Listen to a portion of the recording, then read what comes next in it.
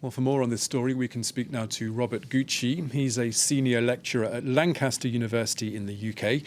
He's also the editor of the book, The Trump Presidency, Journalism and Democracy. Thank you very much for joining us here on France 24. First of all, what do you make of what's been said in Washington during this latest hearing?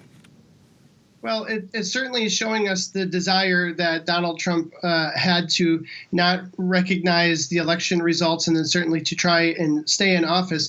What's fascinating also are the text messages and other forms of communication of people calling out to him to take action, to do something. And so the reporter's right by saying he made some choices not to do things. We have evidence that people have been saying you're in a position to stop this, and he was choosing not to. So I think that in of itself is really damning about his sort of way of trying to distance himself from having some sort of control or not over the situation.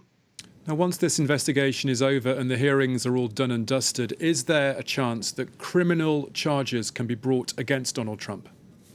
Well, that's always been the question, right? And I think it's up to the Department of Justice, of course, to see if they have legal enough evidence, if they have avenues, and if they have the desire of themselves to take this forward. I think what's really happening, though, is this is using the court of public opinion for Republicans and Democrats, perhaps Republicans to maybe move themselves away from Donald Trump into these midterm elections and into the next presidential election cycle, but also for Democrats to use anger to motivate voters, which has always been a bit of a challenge for Democrats, to motivate voters to go to election booths to vote for their candidates in the future. So it's up to the Justice Department, and they've been very hesitant to take this very far. So we'll see if this evidence makes their way into their purview.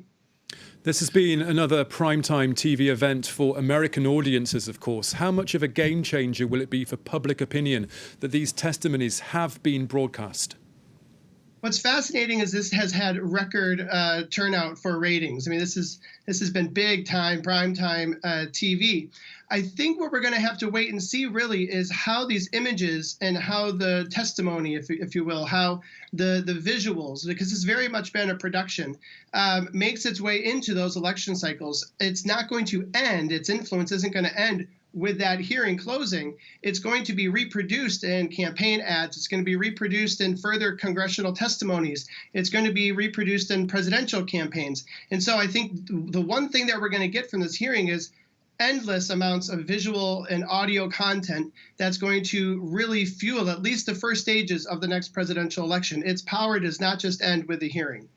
Now, this hearing was the last before the summer break, with more hearings due in September. This isn't the end of the road for this investigation, of course. What else can we expect?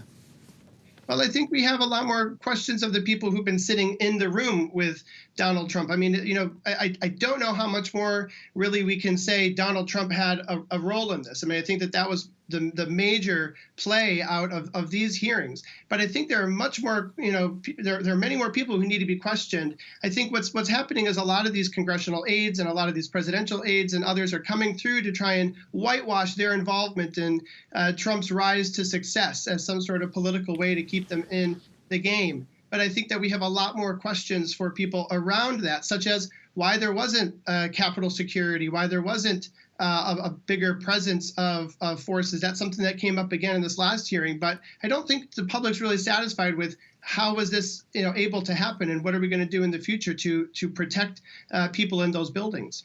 Okay, Robert Gutsche at Lancaster University, thank you very much for joining us.